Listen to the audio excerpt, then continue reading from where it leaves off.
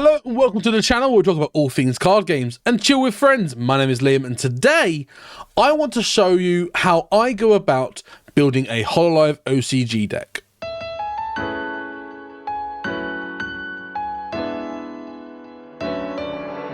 Now, if you are new to the channel, please consider hitting that subscribe button, and if you enjoy what we do here, please let me know by hitting that like button.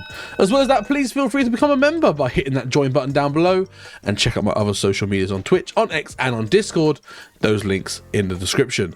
But let's jump straight in. So today, like I said, I want to cover the sort of mentality and strategies that I go about when building a brand new deck for the Hololive official card game. Now, this is my personal way of doing things, and obviously this isn't gospel. You do not have to follow exactly what I say, but if you're new to deck building and you're looking for some pointers on how to build a deck for Hololive, here is some ideas and some methods that I use. So the first thing to do, of course, is to actually figure out what sort of deck you want to play.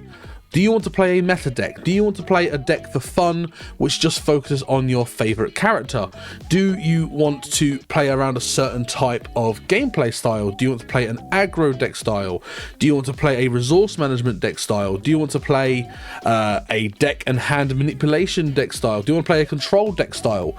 All these sort of things are considerations when you want to decide what sort of deck you want to play, and ultimately that's only down to you. Once you've decided what deck you want to play in terms of, you know, your favorite member or what's the current strongest decks in the game right now, the next thing to do is to go onto the likes of X or Twitter and look for deck lists online. For example, you can use the Japanese, I'll put them in the link in the description as well.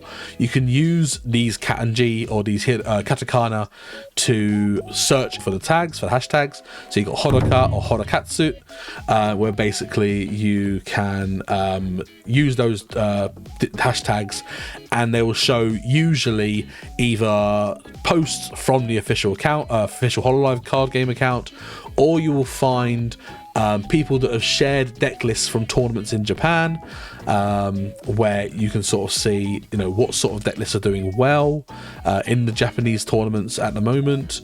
And not only that as well, please make sure that you consider using the community. You know, there is the Hololive OCG fan Discord server, where again that link is in the description below, where, you know, there are people sharing deck builds and discussing deck builds in the Deck Lab forums channel. So, and again, if you've got any queries about your deck, again, feel free to ask questions, get feedback from the community, get some opinions, and ask for, you know, how do I play this certain deck? How do I you know, maximize my opportunities? There is nothing wrong with using what already exists. Sometimes there is no point reinventing the wheel, and, you know, using what's out there can really help guide what you decide to do with your deck building decisions. So if it's there, use it. But in terms of your anatomy of the deck, I would say, first of all, starting with Holo members, your debuts are rather important. So there are a lot of links to Hololive OCG to the Pokemon trading card game. However, I would say one drastic difference between the two games is that in Pokemon, you can normally get away with running between 6 and 10 basic Pokemon. In this game, you can't really do that. And there are two main reasons for this. Firstly, obviously, if you do not find a debut in your starting hand, you must mulligan. Now in Pokemon, your opponent gets extra hand. Cool. In this game, you lose hand, and you go from 7 to 6 to 5 to 4. And if you end up going to 0, you lose the game. So you must make sure that you see at least one, if not 2 or 3 debuts in your starting hand. And, you know, that puts the reliability on making sure that you see that holo, like the, and that puts the reliance on finding a debut in your starting hand. That's even more important. So that is a consideration, firstly. And secondly, because of the cheer mechanic in Hololive OCG, rather than being able to attach the energies from your hand to your Pokemon like you do in Pokemon TCG, in Hololive it's during your cheer step, and you can only attach it to units on the field. So if you do not have debuts on the field, or enough debuts to like sort of scatter your cheer around for next turn or for future turns, you can basically end up in a situation where you end up putting too many cheers on one of your holo members, and there is nothing that you can do about it.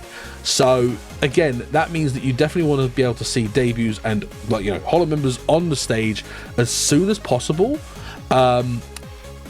So again, you want to see a higher ratio of your debuts in Hololive OCG compared to your basics in Pokemon. And as a result of that, I think the golden number in terms of debuts to run is somewhere between 12 and 15 debut holomems. I have tried running lower and it didn't go well, and I've also tried running more, and you end up clogging on too many debuts in your hand, whereby, you know, you'll be looking to try and play your first more, or you want to try and find support cards to try and get you through your deck to get the pieces that you actually want. And it basically causes situations where you might have a hand full of debuts and a stage full of holo members, so you might end up with 4 or 5 cards in your hand that can't actually do anything. So you don't want to go more than 15, in my opinion. There are some decks that do get away with running 16, 17, looking at the likes of Kanata, where you might run potentially 12 of the unlimited debut Kanata and 4 copies of the collab Kanata debut. So you can get away with 16, sometimes maybe 17, but I really wouldn't go higher than that. Moving on to the rest of your holo members, your first blooms, your second blooms, and your spots. That kind of depends on what your debut lines are in terms of, you know, where do you see your blooms going? Do you need to prioritize a certain bloom line, whether that be, for example, the ASCII bloom line, where in the mono ASCII deck running the Pekoda Oshi, you are running 8 second blooms, which is very high for second blooms, and you're running 6 first blooms, so you're running 14 first bloom or higher, and you tend not to run spotlights in that deck. So, you know, if you combine that with, say, the 12 debuts that you're going to be running, 4 of each ASCII, you might run maybe 1 or 2 extra of the unlimited debut ASCII. You're running 12 to 14 debuts. You're running 14 first and seconds. So that's 28 cards of your deck already. And in terms of your total holo member count, in my opinion, again, I think the golden number is anywhere between 28 and 32 holo members in your deck, to make sure you've still got a good ratio to be able to run some decent support cards, to improve your consistency, to maintain your hand size, to potentially control some parts of your opponent's board. Look at the likes of So You're the Enemy, or potentially the Waku Waku Prank Time, the Kobo event. That's basically where I think is fine. So I would say your perfect ratio of holo members to supports is somewhere between 28 and 32 holo members, and the rest support cards. Moving on to your support cards, obviously they are split into 2 main categories: your limited supports and your standard supports. Both limited supports are the ones that you can only play once per turn, so you don't want to run too many of them, in the sense of if you end up with a hand of 3 to 4 limiteds during, say, turn 2, it could really clog your game speed. And considering you can only play one of those per turn, it ultimately means that your hand might be like kind of dead for 3 turns, and it really stops you like building your board presence. It stops you building potentially your cheer ramp. It prevents potentially from just, you know, cycling through your deck quicker to find the cards that you actually need quicker. So my opinion is that anywhere between 10 and 12 limited is about right. So in most decks, you'll be running 3 to 4 Nodaka, draw 3. You'll be running 3 to 4 Manechan to shuffle your hand back and draw 5. If your deck can run it, you'll potentially run 3 to 4 of the look at top 4 and add any trait cards from those top 4 into your hand and put the rest of the bottom of the deck. Some decks will run limiteds such as Amazing PCs to search for your first and seconds. Again, looking at ASCII, which runs that card a lot. You're potentially looking at the likes of Penlight, which will let you basically gain an extra bit of cheer ramp for the cost of a holo power. Decks that run that will be, again, Kanata, potentially looking at Zeta decks that run Penlight. So there are certain limiters that you might want to run extra on top of your standard hand plussing or hand manipulation cards, that you are running probably at least 6 to 10 of those types of cards. So you want to give a little bit of like wiggle room for the end if you want to run some extra support cards, which I think 12 is the absolute maximum, maybe 13 if you really want to push it in terms of the limited cards that you run. And then obviously you've got the remainder of the deck to fill with normal support cards, whether that be your ordinary PC, whether that be any tools that you require like Stone Axe or Suise's Mic, whether that be any items, looking at again ordinary PC, looking at mascots and fans, you know, especially again if you're running Kiara Polka, you're guaranteed to be running at least 8 fans. You could also run the Polka line and basically run the Polka fans and go up to 12 fans, because that's, you know, the synergy of the deck and getting as many fans down as possible as quickly as possible. But yeah, your remainder of your deck, which on average is about 8 to 10 cards, are for your normal support cards. Again, the ones that you can play multiple per turn, and again, those cards should be used to either gain board presence, to hand manipulate where you can, to potentially control your opponent's board, and ultimately to just progress your game state quicker in order to get the win as soon as possible. And obviously throughout this entire thing, the thing you need to consider is obviously what Oshi you're going to be running. So you need to consider, you know, what sort of holomems you're going to be running in your deck. You know, are they predominantly a certain color, and therefore can you run, for example, if you're running Kiara Polka where they're all red holomems, are you going to be running the Kiara Oshi in order to utilize and make the most of the Rise from the Ashes SP Oshi skill? Are you going to be running predominantly blue, and therefore you can make the most of Suise's Oshi, where you require the damage to be dealt by blue holomems? Do you want to prioritize using green, and therefore using the likes of either Aki to get your green center full heal, or whether you want to use Pekora in order to, you know, distribute your green cheers again when your holo member goes down? You know, there's all the sorts of conditions and sort of situations that you need to consider when deciding what Oshi runs best for your deck. And ultimately, again, the Oshi might be determined at the very beginning by you want to play your favorite character as your Oshi, as your leader, or whether you want to play a certain type of build. But if you have the wiggle room to maybe experiment with your Oshis, do so. Learn more about the game by doing that, and learn more about certain deck interactions by using different Oshis. And the final thing to consider is obviously your cheer deck. Now, there are a lot of decks out there that are what we call monocolor. So again, looking at Kiara Polka, where you're running all red holo members, and you know all your arts only require a red cheer and then colorless. So therefore, your cheer deck will be all red. You wouldn't run any other color in that deck. Same looking at Mono ASCII, where again your entire cheer deck would probably be green. But then there are certain decks where you might need to consider your ratio. So for example, White Blue Promise. You know, do you want to run a few blue cheers in there? And like based upon whether you're running the debut Crony, or also the second Crony, the second Bloom. So, you know, I think, if, for example, in my White Blue Promise deck, I run 4 blue cheer and 16 white cheer, because again, predominantly you are focusing on your Mumeis and your Irises, which when they get to their second blooms, you must have a white cheer on that unit. And even especially with Mumei, the unlimited debut, that requires 1 white cheer in order to even do the art. So, you know, you will want to predominantly see white, but having a little bit of blue in there so that if you decide to if you're in a position where you have to play your Crony into center and your debut Crony into center, and you need to be able to do that attack, which requires 1 blue, you just have that option if it comes up.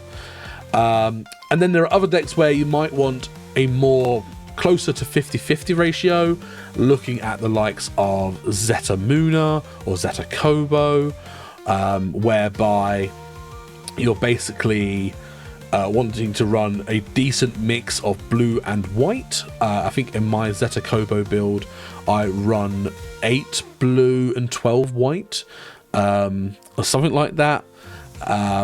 And then again, another thing to consider as well is, for example, if you wanted to build Polka Suisse, which you would think is red-blue, actually in that deck, I would recommend running 20 blue cheers, purely because obviously with Polka, you have got the Zine fan, which you attach and you gain a red cheer guaranteed. So that is your red cheers in the deck using your fans rather than using your cheer deck. And it means you can prioritize using the Suisse effects and basically getting your blue cheers as quickly as possible onto your Suisses, whilst also managing a damage output with your Polka Buzz First Bloom. Now, once you've got your deck built, the next thing to do is test it, whether that be playing with people on HoloDelta or HoloDuel, or playing webcam games, or playing games in person using proxies or real cards. You need to practice your deck, because you need to make sure, you know, your first build will never be perfect.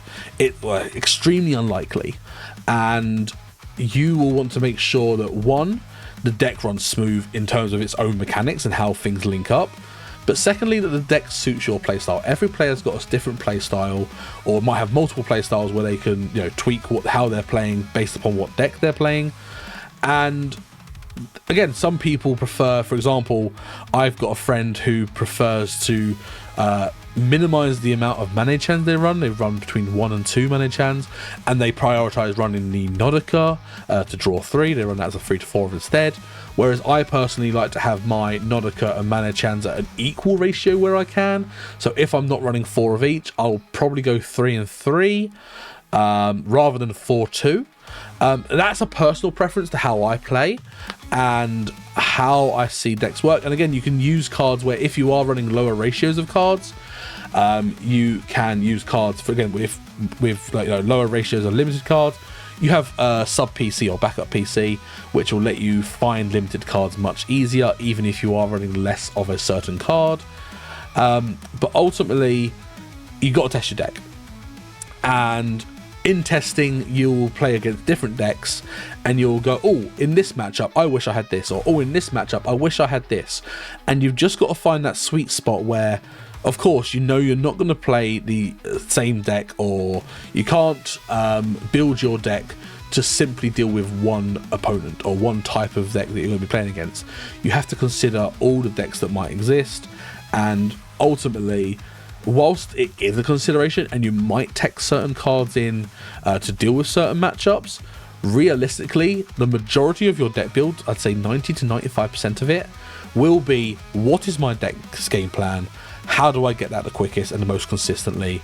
And ultimately, how do I win the game in the most efficient way possible? Moving back onto ratios, actually, I want to discuss, you know, how many copies of a card should you run based upon how often you want to see it. So if you are in a situation where, you know, I'm ignoring the unlimiteds here, because obviously you can run more than the base 4 copies in a deck, and unlimited, you will tend to run more than 4 to make sure you find the debuts for your holo member lines, bloom lines.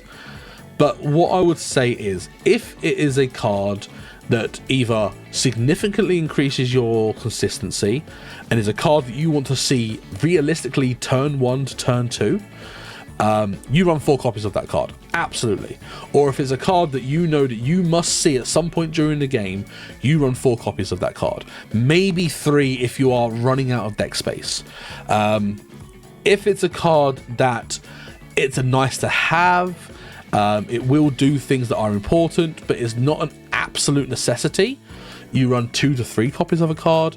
And if it is one of those cards where either you can get it extremely easy by a onboard effect, for example, Mumei's SP Oshi skill to search your deck for any event, and you're willing to take the risk that if you're super unlucky, you might end up sending that one card to your holo power, you can run a copy of a card as a one-off.